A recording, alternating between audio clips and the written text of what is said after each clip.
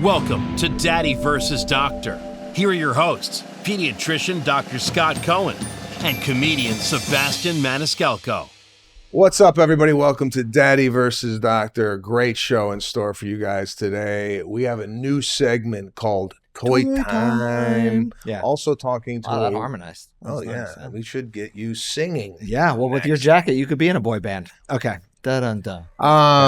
We have a woman who has a worm issue at the house. Yep. And pinworms. And we're talking to Buying Beverly Hills star Jon Grauman right here on Daddy vs. Doctor.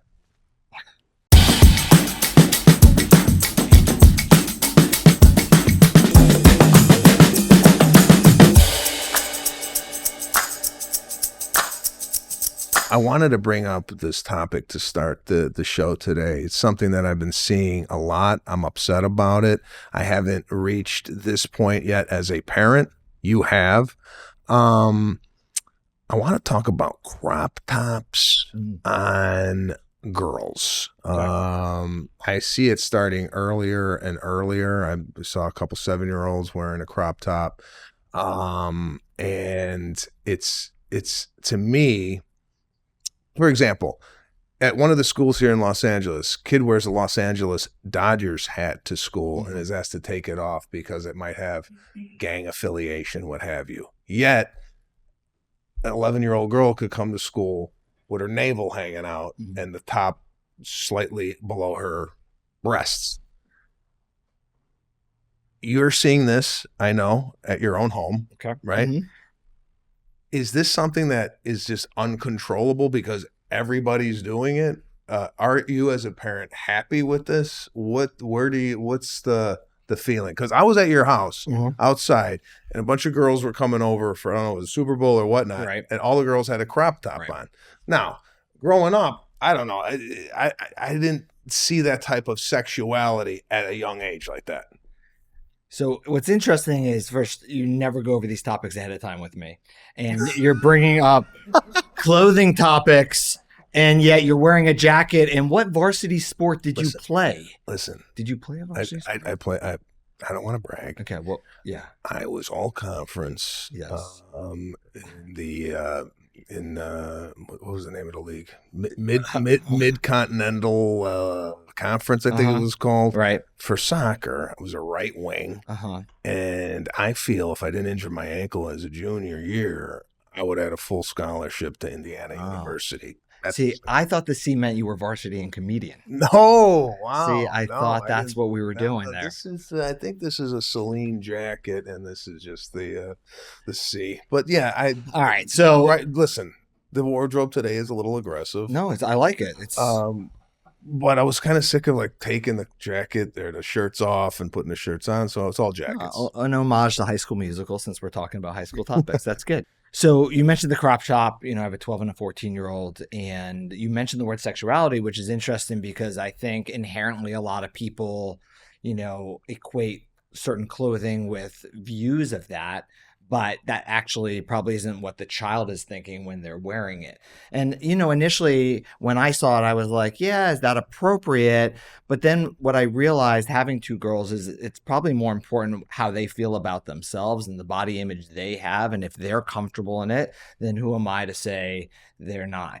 At their school, they're actually not allowed to wear crop tops. They have to wear full-length shirts because they wear uniforms, and that's part of the uniform code. So whether it's, you can't wear certain colors and you can't wear certain types of different clothing, that's all part of that. When they come home and then when they're friends and they're going to the mall, yes, that is often a change of clothing into that, which, you know what, if they're happy and they're comfortable in their own skin and they have a good body image, I don't want to be the one who demeans them and says, oh, you shouldn't wear that. Now, I think there's a time and place, right? Like we said, schools have dress codes. You're going to church, you're going to synagogue. Maybe that's not the place for it, just because that's not the place. You feel totally differently, I can tell. Well, here, this is what I don't agree with. Who am I to say? When you say, who am I to say? I don't know. You're the fucking dad. Yeah. So maybe you should say something.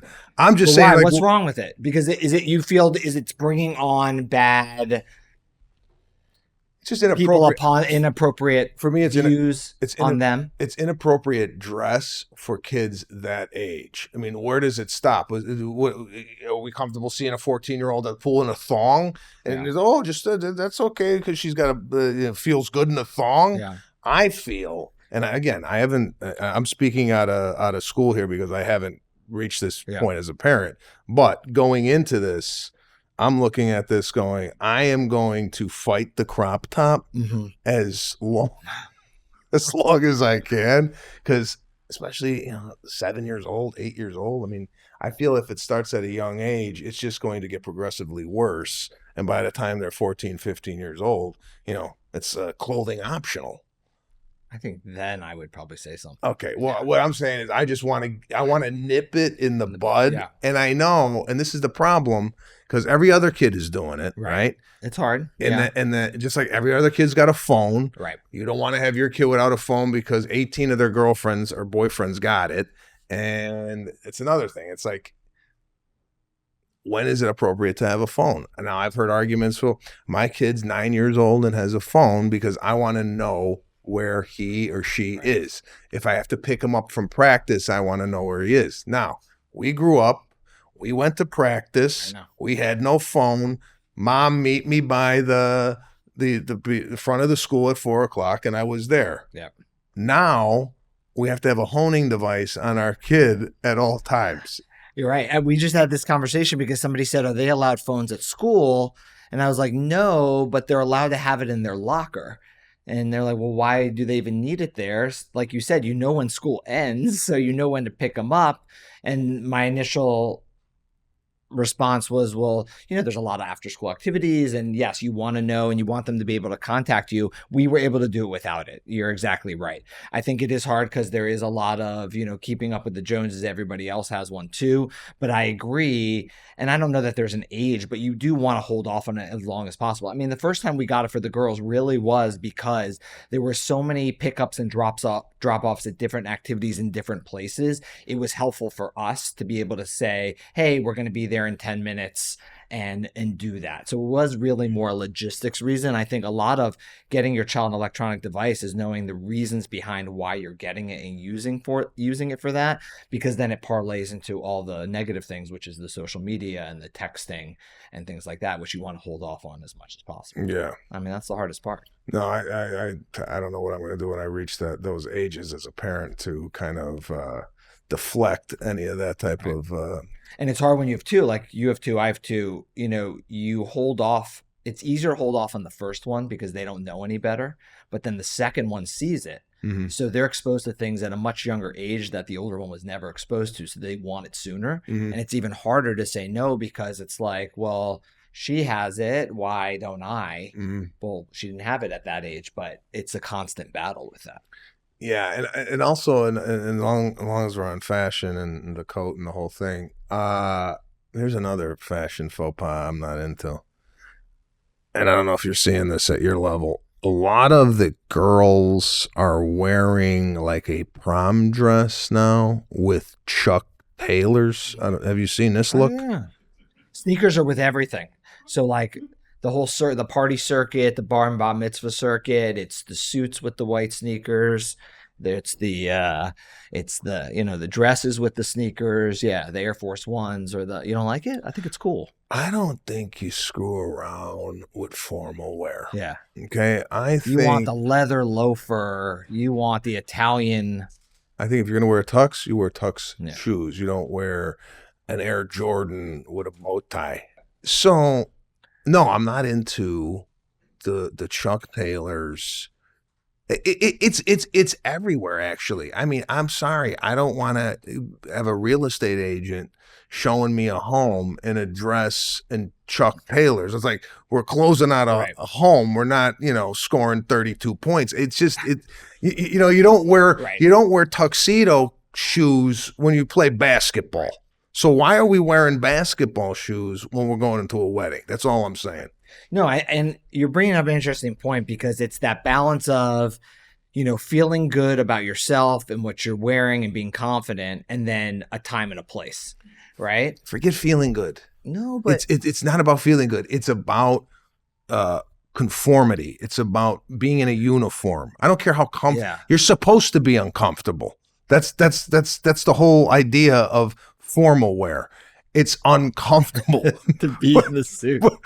but you got to wear it Right. because it fits the occasion. That's all I'm saying. All right. Yeah. Time and place. We're not only a medical comedy show, we also dip in to fashion. So you don't get this on a lot of podcasts. By the way, one of the only podcasts out there that are actually covering these topics from a male perspective.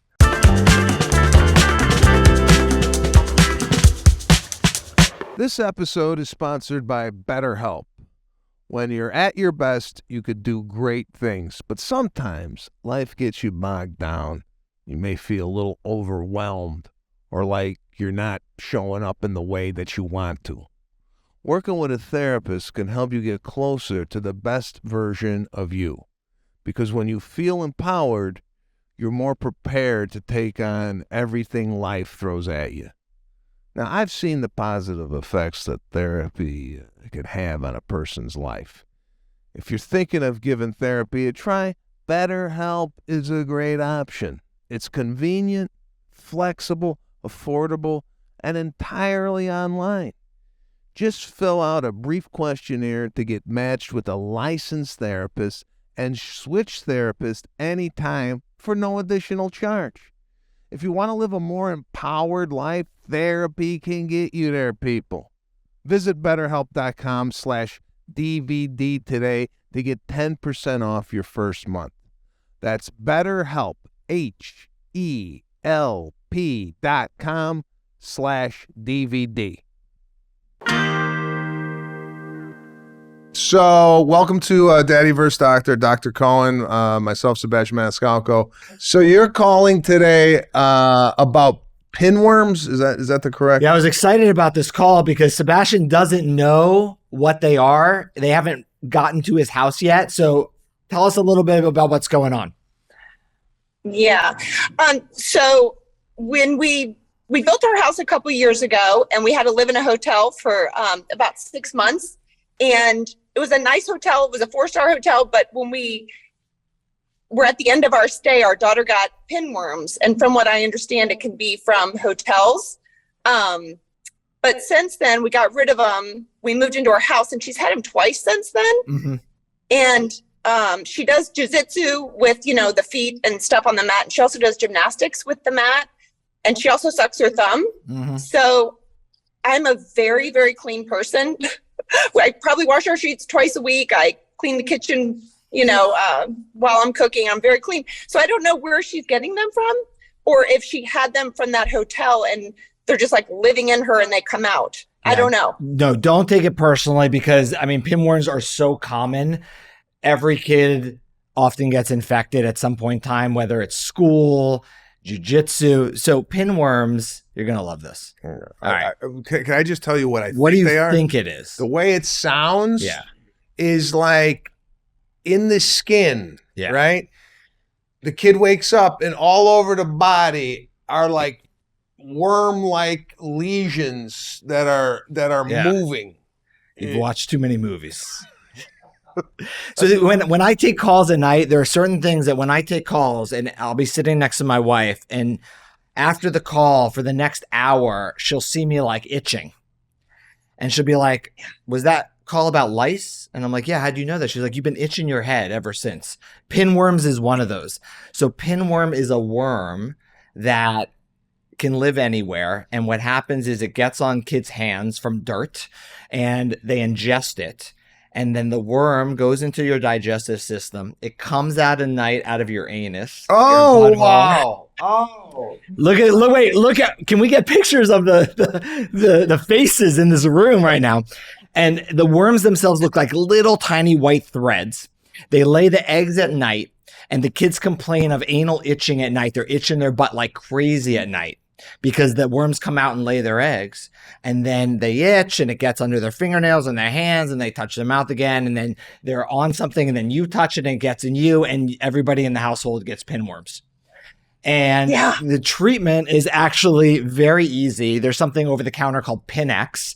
The brand name mebendazole is one of the anti-worm medicines, and you take one dose and it clears it up. And usually we repeat it 2 weeks later. And we often treat everybody in the house because what happens is it spreads from one person to the next. Oh, I can't wait till it happens in your house. It's going to be. Is this inevitable? Yeah, I mean, it's never happened in my house, but your house probably it's going to be inevitable. It's probably happening tonight. Exactly. No, but most kids in school, any type of activity, that age group, it's just so common, very easily treatable. I don't think you're doing anything wrong. I wouldn't blame the hotel. It's not like from before. They just get reinfected. The thumbs, so the hands in the mouth are adding to it. So really what you want to do is treat everybody, wash everything in hot water, the sheets, the clothing, do a couple of loads in a row because there may be residual worms, and then repeat usually treatment 2 weeks. Obviously, confirm this with your doctor.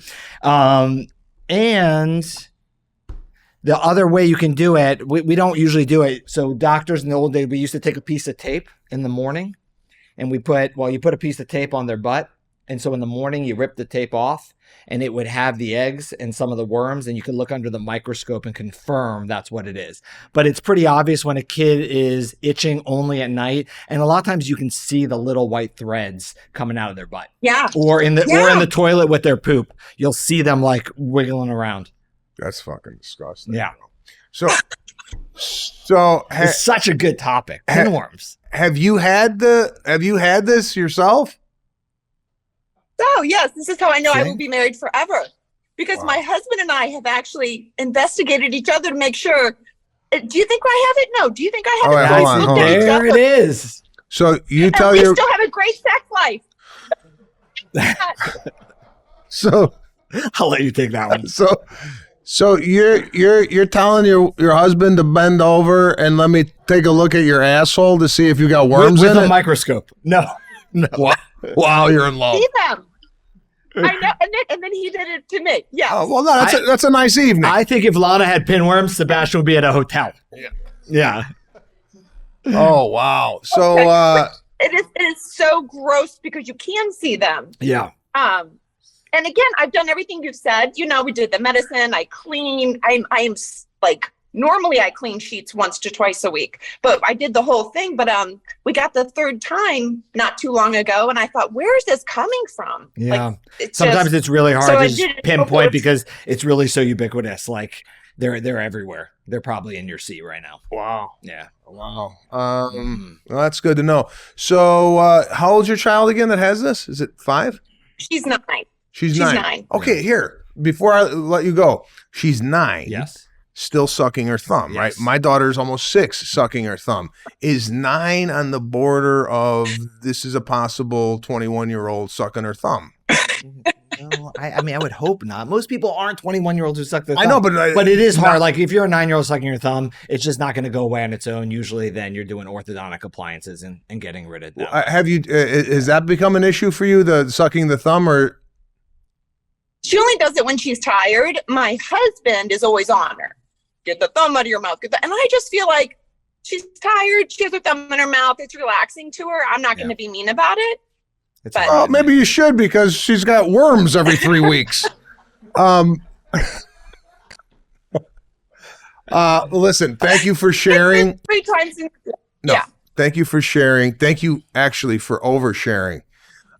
Because I'm glad you pulled over for that. Yeah, well, thank God you did pull over for you telling us that you examined your husband's asshole.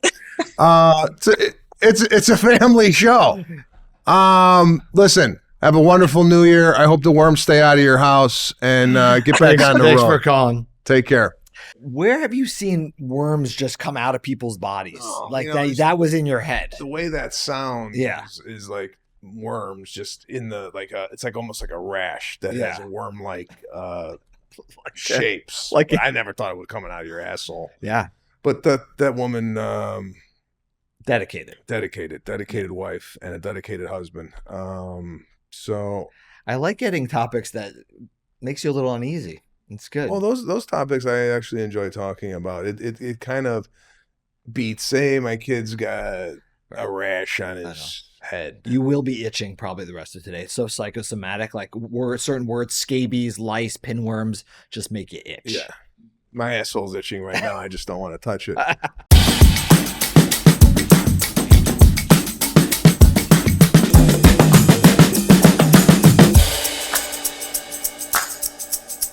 Okay, happy birthday, by the way. Thank you. Valentine's Day. You share a birthday with Valentine's Day. And this is a topic that I feel extremely passionate about.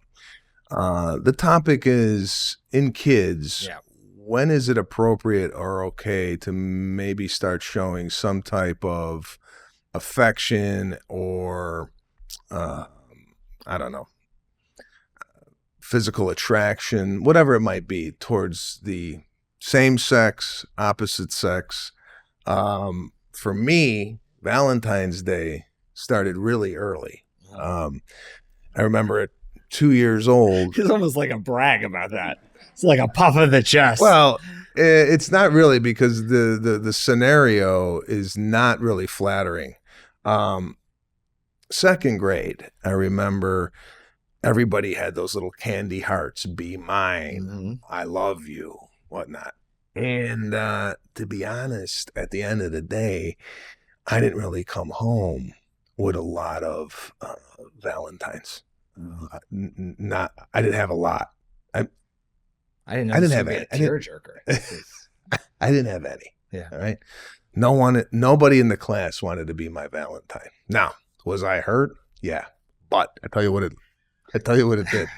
Okay. It made me motivated next year, third grade, to come back and go, all right, time to start collecting Valentines. So I worked on myself to, put myself in a different category. Maybe I got a different hairstyle. Maybe I got a different shirt, or came to school dressed differently. And I got 3 Valentines when I was in third grade. Now, the culture we're living in today, and I don't even know if you know about this, but at Valentine's Day, you got to give everybody a Valentine. Everybody's a be mine. And I don't even know if it's be mine anymore. The ones we have here is it's good, MVP, all-star. I only have fries for you. That's cute. Yeah, there's nothing in here that would emote, I like you. Yeah. Back in the day was be mine. Right. And I don't know, it was just like kind of like harmless fun. Right. And now we've kind of taken the fun out of Valentine's Day by giving generic, donut, you just love Valentine. Come on. You can't even read the damn thing.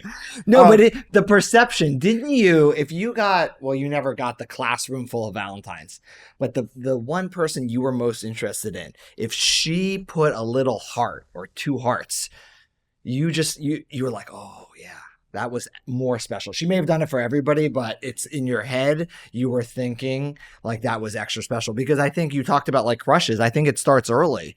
I think, when you're handing out these Valentines, there are a couple people that you're really interested in getting it from.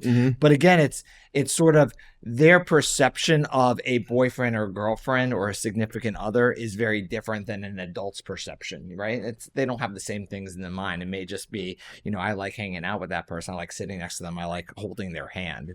We're not talking sexual activity, I would hope, at kindergarten. No, but I think we've kind of watered down Valentine's Day for young kids, and now everything's very generic, very broad. You being a pediatrician, is it innocent? Is it healthy to have these like little crushes? I mean, I know Seraphina's got a little crush on a kid at school, and do I care? I mean, I act like, no, you looked him up on but Google. We did a full background check on his family.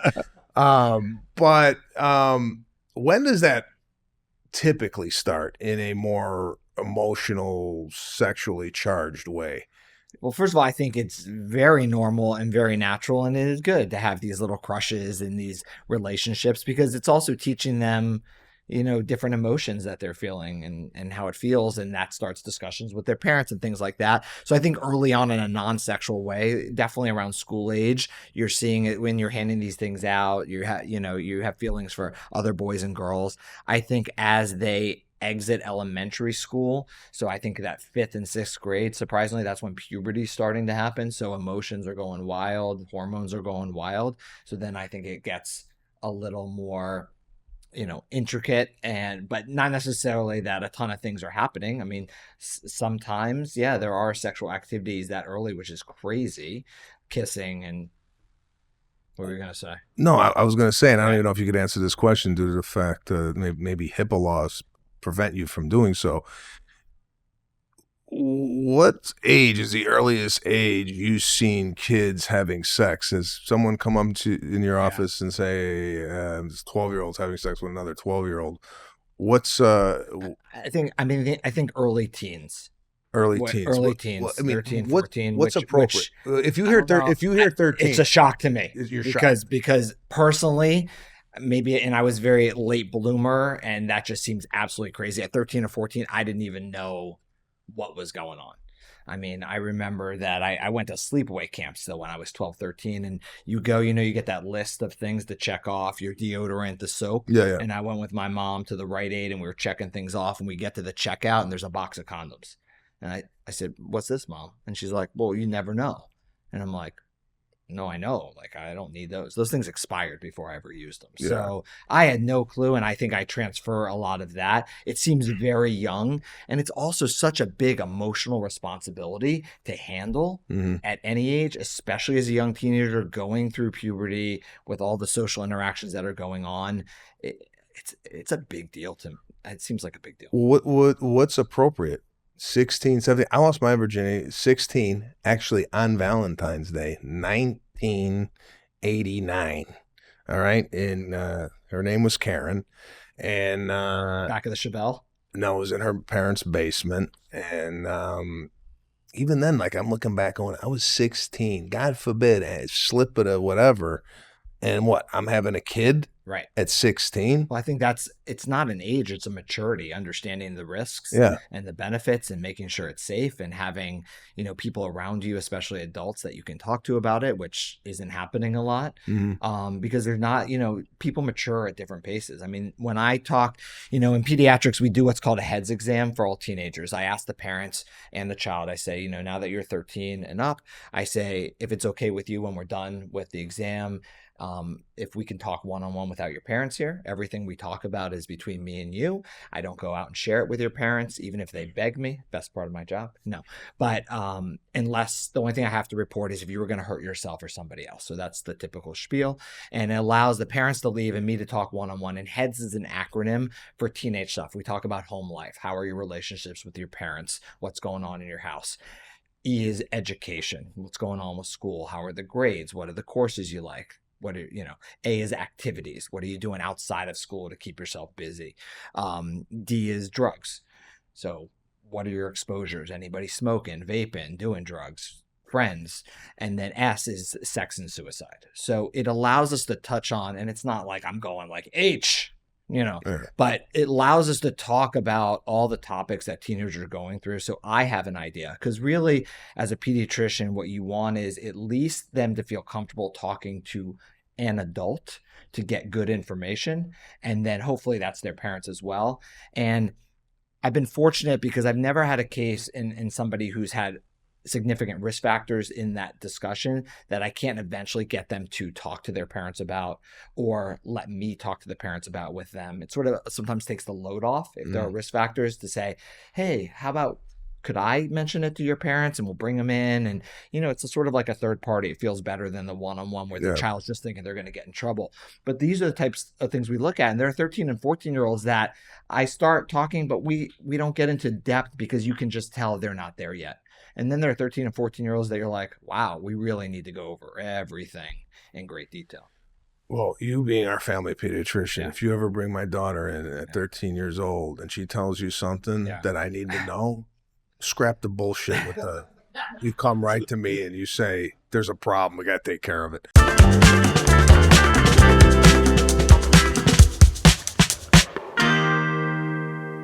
What's up, John? How are you? How you doing?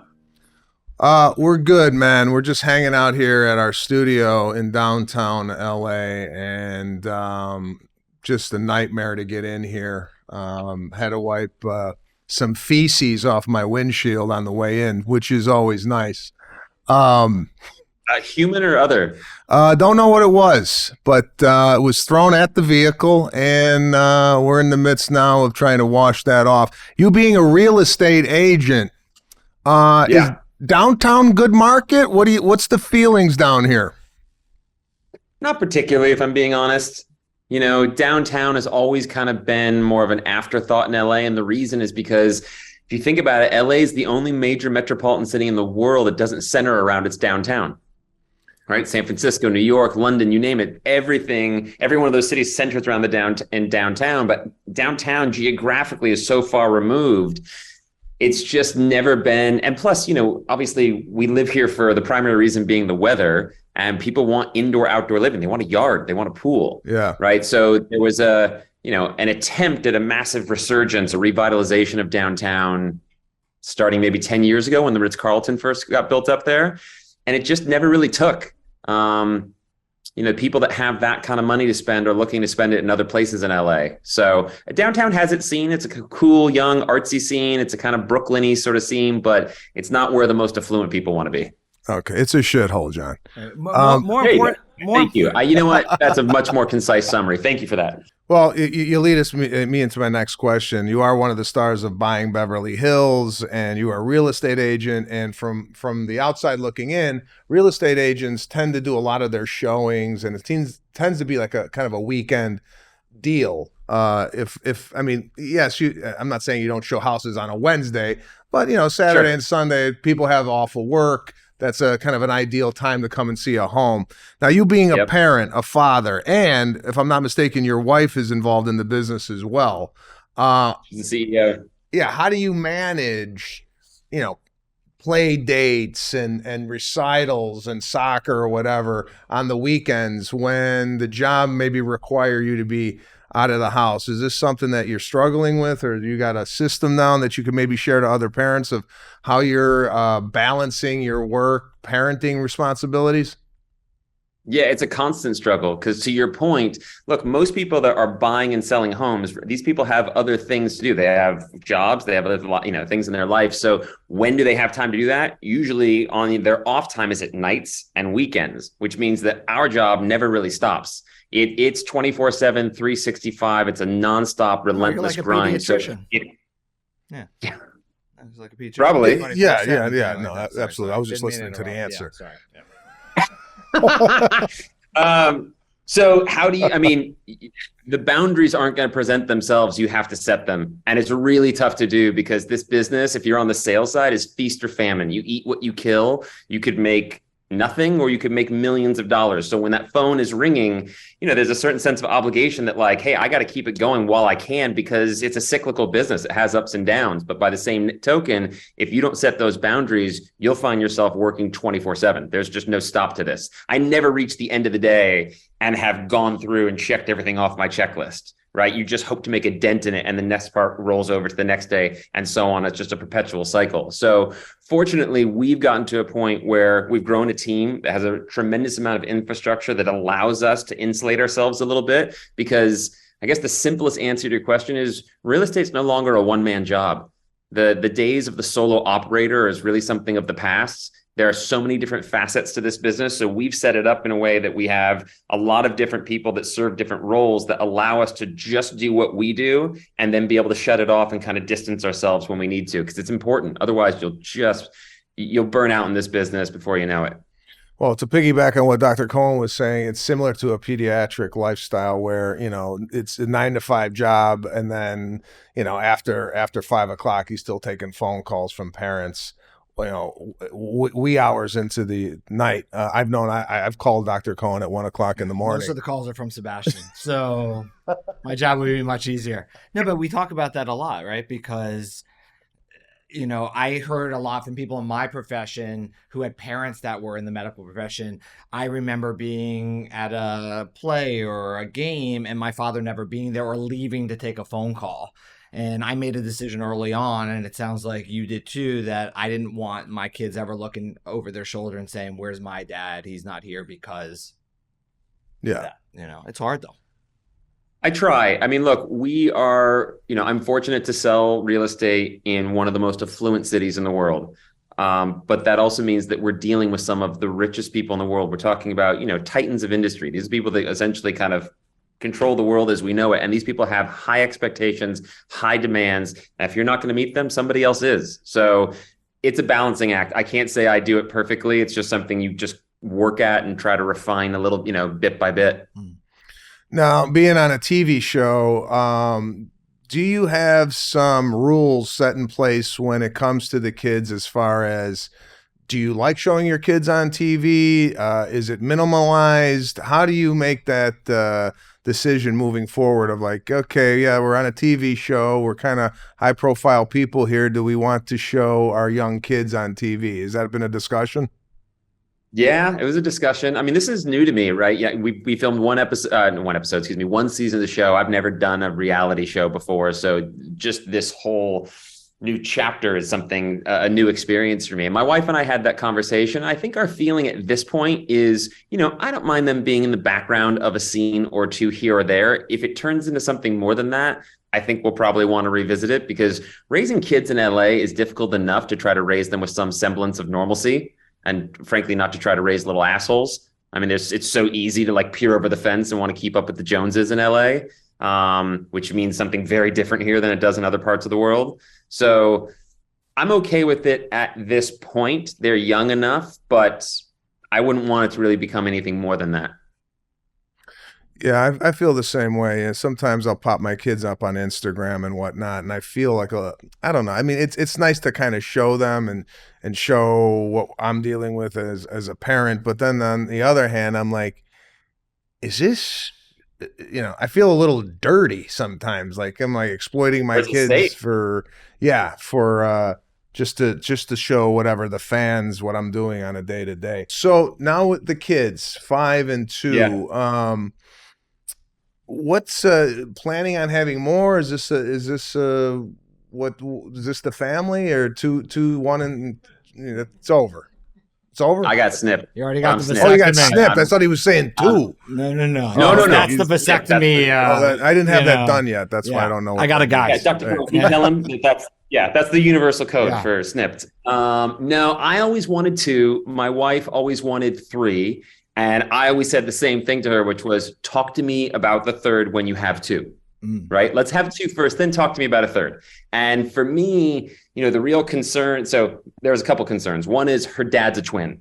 Okay, so there's 2 sort of nightmare scenarios there, right? One is we have our first, we go for our second, and in the second she gets pregnant with twins. We end up with 3, which is kind of, I'd rather play man to man than zone defense. So, 3 against 2 always kind of freaks me out. But that wasn't the true nightmare scenario. The real nightmare scenario was that we had a boy, which we did, then we go for our second, and we have another boy, and then she's itching to get a girl. So she convinced me to go for a 3rd. And in the 3rd, we get twins. Then we end up with 4. And then I'm gone. Like, I'm in Mexico. I'm just sending checks each month because I can't. Like, there's just, I just. It seems like it's a tight relationship. Just saying 4 against 2, man. Do you know my vasectomy was on Father's Day? No. That was obviously a choice of mine. My wife had us do the vasectomy. Because she was a big part of that decision, and it was Father's Day. No, beautiful symmetry about that. Amazing. I actually, Is a vasectomy covered under health insurance, or is that an out-of-pocket surgery? It depends on the surgeon. But, if you're skimping on somebody doing that, I think we should rethink the whole procedure. But that's like an elective surgery. Yeah. Is that something that is covered under the health plan, or is that like getting a nose job? Oh, that's a good question. Like plastics. I don't think. Do you know what you paid? Or you just went and I have no idea, but I agree with Dr. Cohen. You don't want to get a Groupon for it. Like, you want to. So I'll leave you with this. What is your biggest challenge as a parent? Thank you. I actually, there's a couple things I'd love to kind of chat with you guys about. My biggest challenge as a parent, and this isn't one of the questions I had, is being present. Again, the nature of my job is that it can kind of pull at me and tug at me from every different direction at any hour of the day. And I find that if I can be present, I can be patient. If I can be patient, I can be a better parent, right? Sort of like those 3 Ps almost create a formula. And that's a struggle for me, is like literally taking my phone off my body, moving it away, just being present so I can speak to, their needs and try to, parenthood to me is the single greatest dichotomy in the known universe, right? It's the hardest job in the world, and yet the one, ironically, that requires no training or requirement. Like you don't have to, courses you have to take. And it's something I struggle with. I just find myself constantly, as my kids who are, 2 going on 3 and 5 going on 6 very quickly here, in almost every situation, not knowing what to do. Like, I don't know what to do here. I didn't study for this. I didn't read a book for this. What do I do in this situation? And it's a constant changing landscape. So, one of the issues we're dealing with right now with our 5.5-year-old, who again will be 6 here in just a couple months, is I actually just made myself some notes, so I'm going to cheat and look at real quick here. Is he's a rambunctious 5.5-year-old. He has energy just coursing through his veins. So when he's in school, that's a great outlet for that. When he's at home, it's hard for us to channel that. And, that energy sometimes, translates then into him being defiant. And he's, dealing with some anger issues. And anger, I understand, is a really big, powerful emotion for, a kid that age to try to understand and process. And we're trying to understand how to parent that. Like, how do we set boundaries? How do we enforce them? We're working, we've worked through some different things, which again, I'd love to talk further in terms of like timeouts and this and that. But that's our, just to kind of tee up the conversation, that's our biggest challenge right now with him. Okay. So you got a 5-year-old boy. Yeah. Now, do you run these kids like horses to get that energy out? Because we've noticed, I got a 3.5-year-old boy. We noticed that particularly when it was raining, not a lot of outside play, a lot of containment inside, and it feels like caging like an animal that needs to go out and roam. Is there any theory or any behavioral studies done that boys in particular have to basically exhaust themselves during the day? What do you do? No, I mean, I think you have to parent differently for different children. And I think, unfortunately, to both of your points, schools are often set up for one type of child, right? The child who sits very nicely in circle time and listens and folds their hands. And a lot of children, especially boys, not the stereotype, but it is true, need to get up and move around. So it's finding ways to find that outlet, whether if it is in the classroom, giving a break and doing something else, or at home, giving activities, like you said, where they have breaks to do other things, because attention span of a typical 5-year-old is very short. And then added to that activity level, they need more breaks. And it could be fun things, like little games that you play, like you're going to run and do something in the house, and I need you to find 3 things to start with the letter R and then bring them back to me, and then, go back to what you're doing. Make fun little games that keep them active and engaged. But there also has to be repercussions, because there is a point where you do have to sit down and you do have to get your work done. So whether it is, a positive reinforcement chart or a timeout, they have to know that the good stuff gets reinforced. And when they're misbehaving in some way, that also we can't do that in every circumstance. Yeah, so this is what I've started to do that's kind of helped, and I didn't tell you this, but you'll hear it now. Yeah, let's do it. I feel when I grew up, I was just kind of like, go play. But now I feel that the parents are just deeply integrated into the playtime, where I got to be there, or I got to like be almost my kid's best friend at times, because they're always going, Mommy, Daddy, come on, play. What I've done when they come home from school, I've set up playstations, not like the game, but stations around the house. So I got a puzzle table.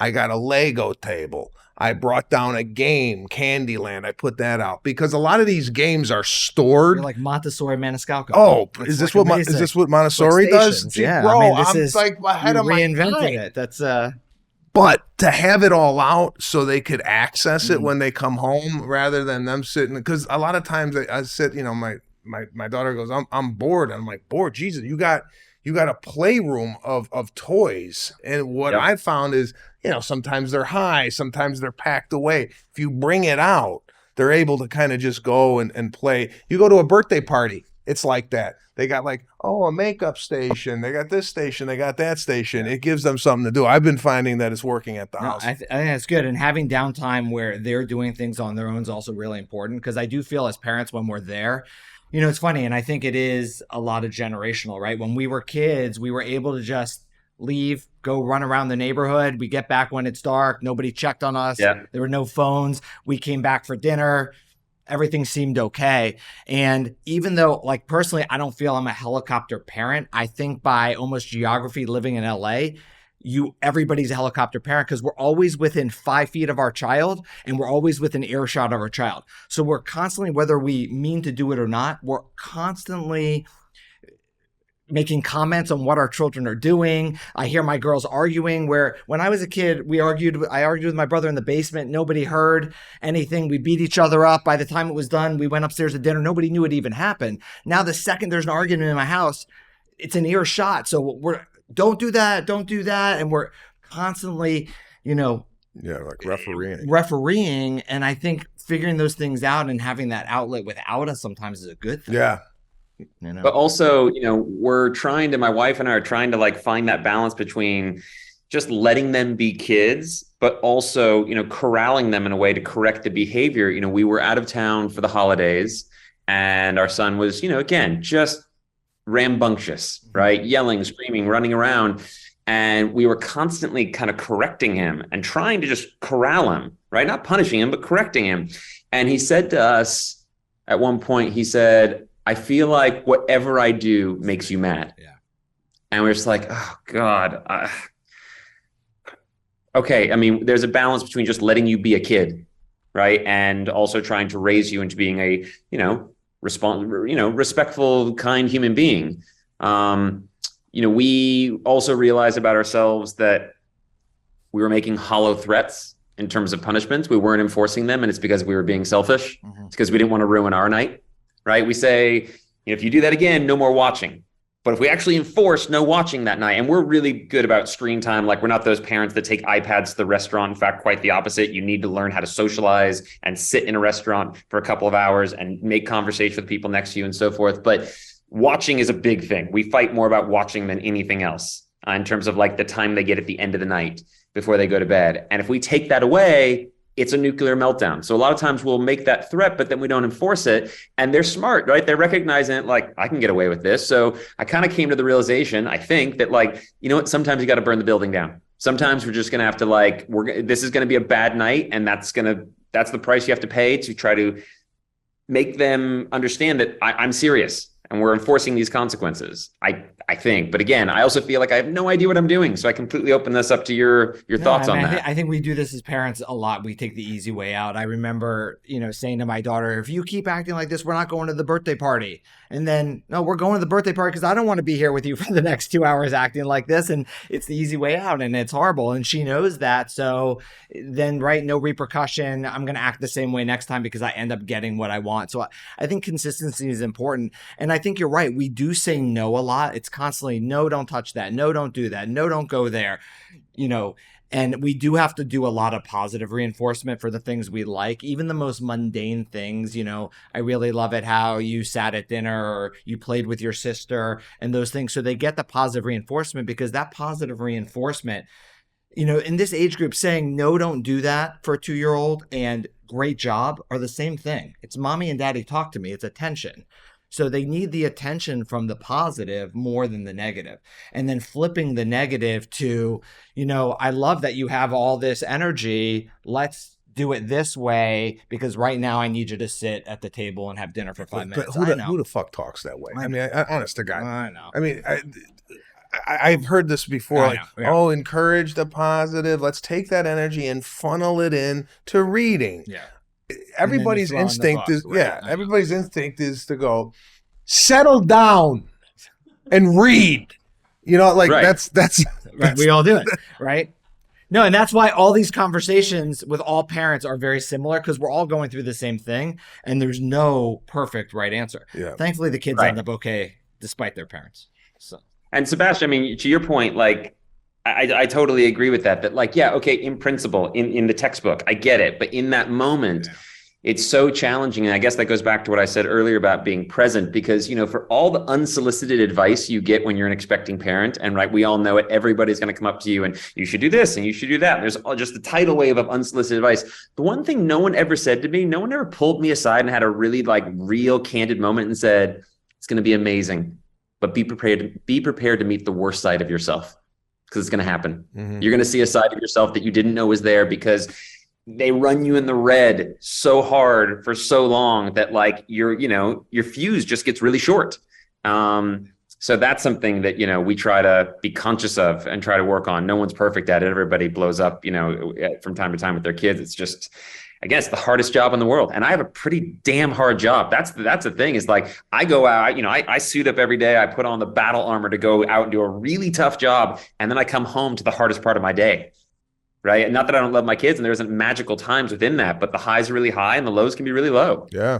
No, I think we've all had those days with the kids where we didn't like how we responded, and then we end up getting into bed, curling into bed with them and, you know, cuddling because we feel bad about it. I mean, I know I've done that a lot because maybe I didn't approach it the right way. Oh, absolutely. Absolutely. Yeah. Sometimes you lose your cool a little bit and then you feel bad. Although sometimes, you know, contrary to what people say, sometimes losing your cool can signify to the kid, right, this is dealing with a lunatic as my parent. I better get in line, you know, like right. And then since in your house you're always right, then it works out. I mean, Jesus. I mean, every once in a while it's good to listen. If my dad didn't lose his cool, I wouldn't know whether how he was like mad, happy, or sad. My wife comes from the school is like, you're supposed to discipline with the same, you know, like voice and this and that. I tend to get a little, you know, firm when it comes to, hey, let's not do that. I took my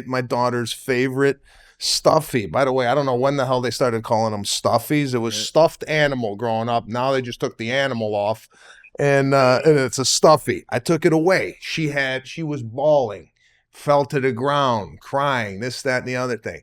But at the end of the day, when I gave it back to her, she understood the punishment. And I think they respect you more when you discipline. If you're a pushover, I don't think they respect you. I think you have to enforce some type of structure, and if not, you're gonna be dealing with a serial killer. That's my point, is like, sometimes you just got to burn it to the ground. You do, to prove the point. Sometimes, you know what? We're getting up, we're walking out of the movie theater. We're getting up, we're walking out of the restaurant. I'm going to ruin the night, but I'm going to do it to prove a point. And I hope that moment pays dividends in years to follow, because you have to prove that point.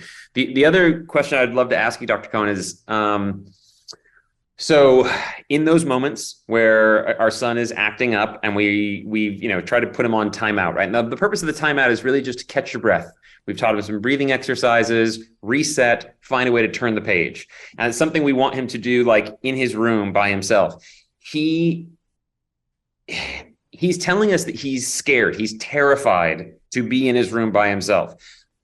And I've tried to, I don't even know how to attack that conversation. I don't even know how to navigate it in terms of which questions to ask and trying to understand, are you manipulating me here, or are you actually afraid?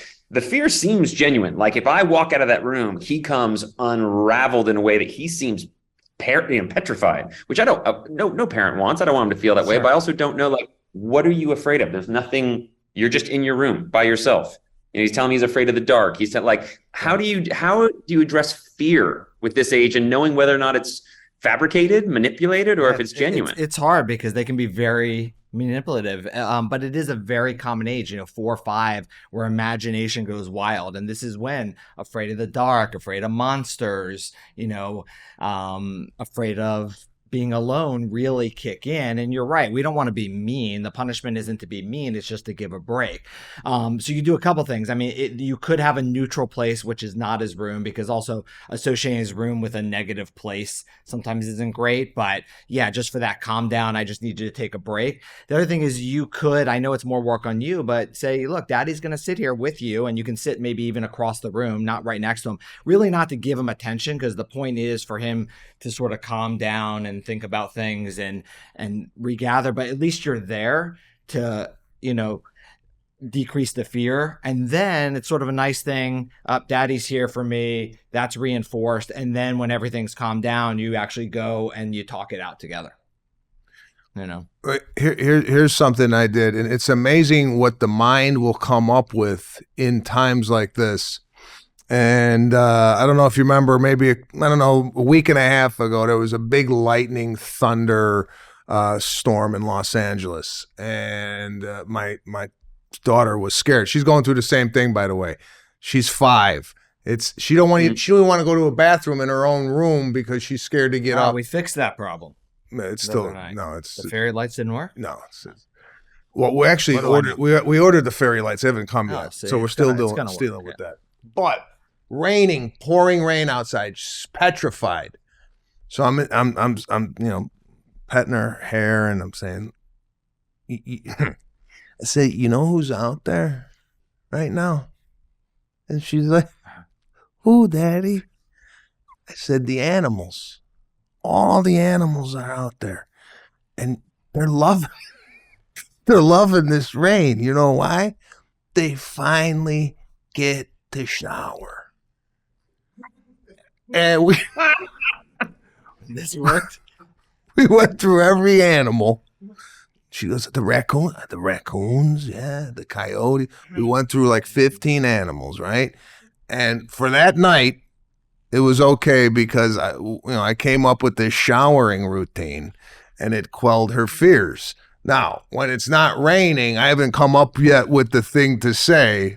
I don't know what to say yet about darkness, but sometimes when your back is against the wall as a parent, you come up with these weird... No, it's great. Using your imagination. Yeah, whatever works. But at nighttime, we do monster spray. You get a water bottle, spray the room. If he's afraid of whatever he's afraid of, aliens, monsters, spray the room. That's monster spray. Oh, that's a good one. So I got the monster spray you bring out. You can do, certain blankets or force fields. So if he's got the blanket around him, nothing can get to him. So finding some sort of comfort item where, get him involved in it. So like even when he's sitting on the chair, you got your... you got your superhero item. Nothing can get you here, because that really helps. It's their imagination, so you counter it with more imagination, like rain and animals. That's good. I like that. I'm gonna use that. Listen, it was one of those things where I came out of the bedroom after the shower routine, and I had to tell my wife. And I think a lot of the times, just as a parent, especially myself, I'm just looking for a pat on the back from my significant other. And I came out and I said, I used the showering analogy. And she's like, all right, what do you want for dinner? I go, that's it. I was just in there making up a beautiful routine on animal showering. And you're asking me if I want sushi? I want a slice of attaboy. That's what I want. I want an attaboy. That's it. I get it. Dude, I totally get it. Yeah. I need to be more playful. That's one of the things I always remind myself. Like when I'm doing sort of like my morning mantra and my morning kind of just like affirmations, one of the things on there is just playful. If you can just be silly and playful, like not only are you a more fun person, right? Because your body just sort of transitions into this state where you take things a little bit less seriously. But I really like that. They're living in imagination, so respond to it with imagination. I like that. And it lends itself to all the common theme here is like quality, not quantity, right? It's like, think about what you remember from your childhood. And it's not like every single day, but it's the quality moments that you had with family and friends and parents. That's what they're going to remember, the quality time that you spent in those individual moments, not that it was every second. Yeah, that's a good point. Like when I look at my childhood, I barely remember anything, but I mean, I'm not going to remember like, when my mother took away my favorite army character or whatever it was. Jon, listen, we got to thank you for your time. And before I leave, I just have to compliment you on a few things. And I don't know if you're doing this or you got somebody doing this over at the house. The lighting over there, tremendous. The framing of you in the shot is just unparalleled. And I don't know who's doing your internet over there, but it's like government grade. It's the first time we haven't had glitches ever. Yeah, I mean it's unbelievable. Whatever you're doing on and I don't know if you put makeup on or that's the way you naturally look, but God bless you for the spray tan or whatever the hell you got on 5 your o'clock face. shadow that was shaved perfectly to look like a 5 o'clock shadow. It's amazing. None of that. And the one shot I can't believe you didn't take was at the eyebrows. Like, it's such an obvious shot. I just can't believe, maybe it's just too low hanging a fruit. But I mean, I noticed the eyebrows. I didn't want to go there because a lot of people wouldn't notice the framing of the shot. All right. Keep doing what you're doing. I am sitting in my house by myself. There's no one here. There's no production crew. I have a little ring light. I framed it myself. This is how I look. It's good. It's amazing, John. And you're a parent. This goes to show out one more thing. A lot of parents that I see out and about look like shit. All right. They're not well dressed. They don't shower. Their hair's all over the place. John is a prime example of a parent of 2 young kids who is still maintaining his appearance throughout the day. And I got to applaud you for that. And I got to thank you for coming on the Daddy versus Doctor show. I really do appreciate it. Thanks, John. It was my pleasure. Thanks for having me, guys. You guys, got it, great brother. chatting with you. Take care. Bye. Bye, guys. All right, John was just talking about his 5-year-old and has maybe a little bit of anger issues, maybe a little hostility running through his veins. It's a new segment we're introducing here on Daddy versus Doctor. It's I like to call it Toy Time. Toy Time. And That's original. we have a toy Yes. that was placed here by our producer, Patrick. We've not seen the toy. You don't know the toy? I don't know the toy. That's right. This is a toy that I believe is to quell anger. We're going to open the toy. We're going to play with it. We're going to see if Dr. Cohen's familiar with it. Maybe myself. And What do here you got? we have it. It's called the Anger Management Toolkit. Oh, well, look at that. Self-explanatory. This looks like it might be good for my dad. But it's for Do kids. you find the hardest thing about kids' toys? Packaging. Okay. Pretty impossible. Do you know why everything is tied to the... Yeah, you need like electrical clippers. Yeah, What is that? why? Who's stealing robots from Costco? I don't know. I don't understand it. No, What do you got? right away, I open this at home. Yeah. I throw it away. And I'll tell you why. Uh-huh. I ain't one for a lot of reading. No, You know? there's pictures. Those are cute. Well, I just want to know, is it going to stain the carpet? Like the slime stuff? Oh, gets everywhere. Is this what this is? No, I mean, I don't know. It looks sort of slimy. No, it's not Okay. slimy. It looks more Play-Doh-y. So just to take us through a guide for grown-ups. This is for ages 4. I'll tell you how you get to anger 6. management issues. Trying to open this thing. I'm angry looking at the game. All right, I got it. So, Ooh, this is nice texture. but is this what you do? Do you open an iPhone and don't even look at Yeah, why would you how it ever read works? instructions? When I get to the point where I don't know how to use it, then I'll read something. I know, but you're opening the items before. Smells like glue. This is nice. I could. Okay. So this is a big deal. These things, you know about these things? No, I know. What is it? It's like putty. It's like when kids have the slime. They just love playing with it, squeezing it. When you're upset, you can just sit here and fiddle with it. Like, Yeah. just do this. I feel good. I know the slime. I know the putty. I just don't know exactly. You know what with this? Look at this. Oh, yeah. This is gonna be. I'm gonna leave it in the packaging. No, you should try because I don't want. No, it comes off. I don't want to get my hands It comes off. dirty like that. Let me just take the viewers through the game, and I'll tell you what's wrong with it from the get go. It says 4, 3, 5. It doesn't really say anything up here. I'm looking for the start of the game. He's so Okay, angry. here. Get to know your feelings. Let's talk. What does emotions mean? How is it different from now? I can't see myself sitting down and talking to my kids about what we have here due to the fact that it's too premeditated. It's too This is how I would use this. how would you use it? So you sit, your child likes to play with it, and you could say to them, when you get upset, instead of like hitting your sister or like screaming at me, you could take some of this putty and you could squeeze it really hard instead. No, It's not going to work. you don't think it'll work? You went to school? Yeah. I think it works for a second, and then I think they just squeeze it. Did you ever, when you were a kid, you ever take the silly putty on the cartoon from the newspaper and squeeze it and it would come up? Yes, I don't know, yes. this I would do this. See, here, we got these in the game. What do you do with those things? Again, not reading to find out.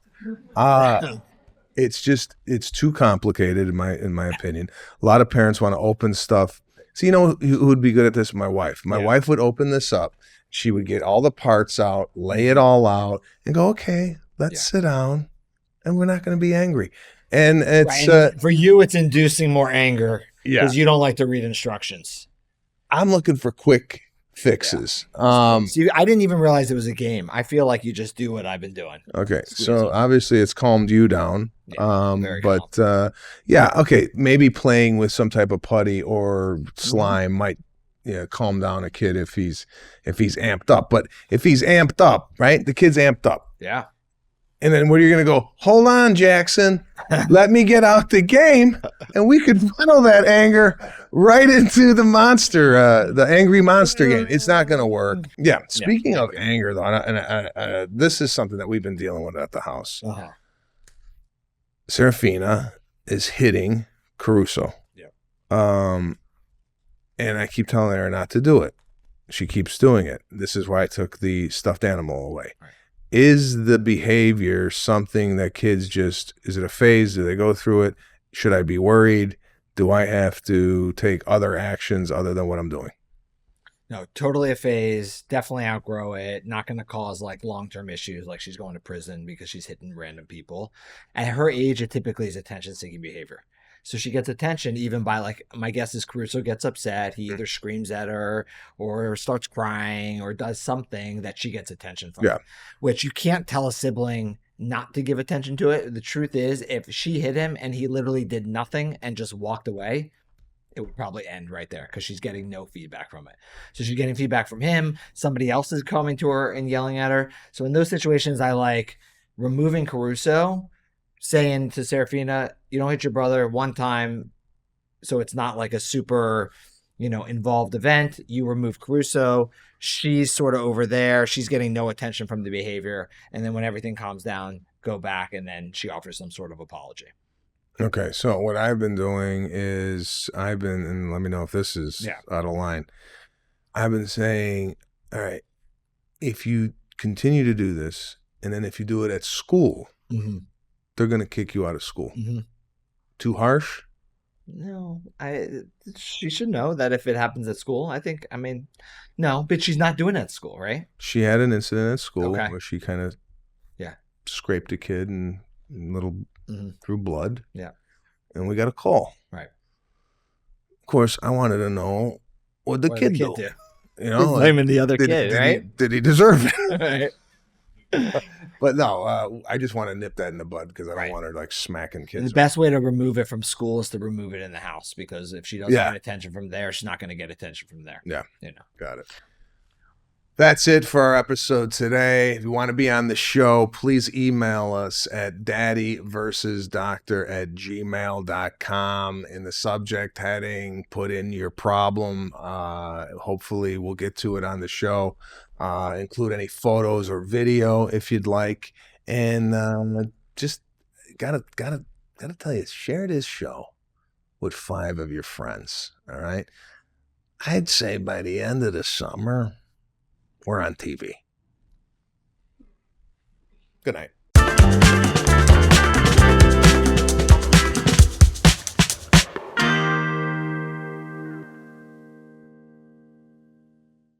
The opinions expressed in this program are not intended as professional medical advice, as a diagnosis, as a treatment protocol, or as a substitute for professional medical advice from your physician. Please consider your own medical history and consult with your own physician for your specific healthcare and/or medical needs and about your concerns for yourself and your family.